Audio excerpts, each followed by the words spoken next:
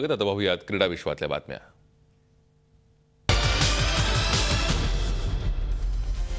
जर्मनीच्या Thomas Bach यांची आंतरराष्ट्रीय ऑलिम्पिक समितीच्या अध्यक्षपदी निवड झाली आहे। जॅक रॉग यांच्याकडून त्यांनी अध्यक्षपदाची सूत्र स्वीकारली। ऑलिम्पिकच्या 119 वर्षाच्या इतिहासातील ते केवळ 9वे अध्यक्ष आहेत। आता बाक हे 8 वर्ष या पदावर असतील। 1976च्या मॉन्ट्रियल ऑलिम्पिकमध्ये तलवारबाजीत बाक यांनी गोल्ड मेडल पटकावलं होतं।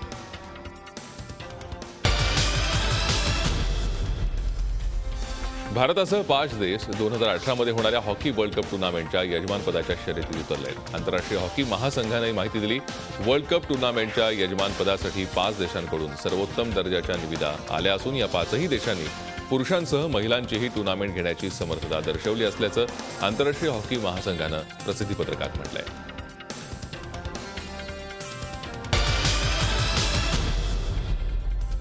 यूएस ओपनच्या मेन्स डबल्समध्ये लिएंडर पेसनं बाजी मारत ग्रँड स्लॅम जिंकणारा सर्वात ओल्डेस्ट टेनिसपटू असल्याचा मान पटकावलाय।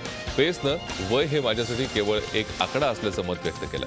40 वर्षीय पेसनं राडेक स्टेपनेकच्या साथीनं अलेक्झांडर पेया आणि ब्रुनो सोआरेसचा 6-1, 6-3 धुव्वा उडवत अमेरिकन ओपनच्या मेन्स डबल्सचा जिंकपद पटकावलं होतं।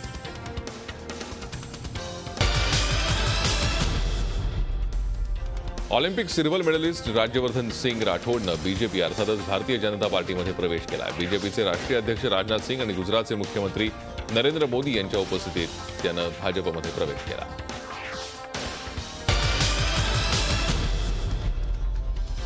सचिनच्या 200व्या टेस्ट मॅचसाठी भारतीयांची तयारी सुरू झालेली असताना दुसरीकडे सचिनला रोखण्यासाठी वेस्ट इंडिजनं कंबर कसली आहे। पाकिस्तानचा ऑफ स्पिनर सकलेन मुश्ताकच्या मदतीनं विंडीज आपल्या स्पिन बॉलर्सना तयार करत आहे।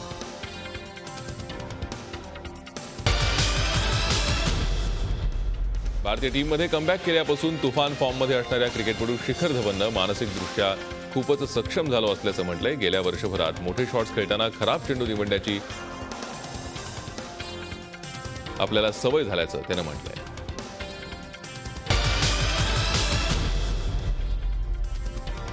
वेस्ट इंडिज ए टीम विरुद्ध होणाऱ्या प्रॅक्टिस मॅचसाठी भारताची ए टीम जाहीर करण्यात आली। यात फॉर्म आणि तंदुरुस्ती अभावी टीममधील स्थान गमावलेल्या क्रिकेटपटूंना संधी देण्यात आली आहे। याशिवाय काही नवोदितांनाही सुवर्ण संधी मिळाली आहे।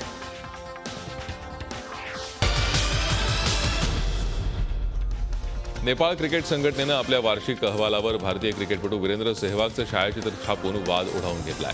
नेपाळ क्रिकेट संघटनेनं अलीकडेच आपला वार्षिक अहवाल प्रसिद्ध केला। या अहवालाच्या मुखपृष्ठावर नेपाळ क्रिकेट संघाच्या निळ्या जर्सीतील सेहवागचं आक्रमक पवित्र्यातलं छायाचित्र छापलं गेलंय। विशेष म्हणजे नेपाळ क्रिकेट संघटनेचे एक सदस्य किरण राणा यांनी ते छायाचित्र सेहवागचंच असल्याचं मान्यही केलंय।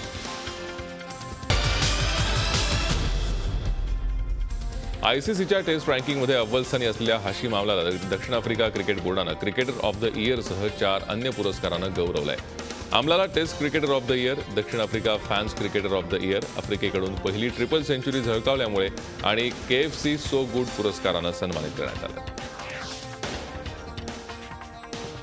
झी 24 तास एक पाऊल पुढे।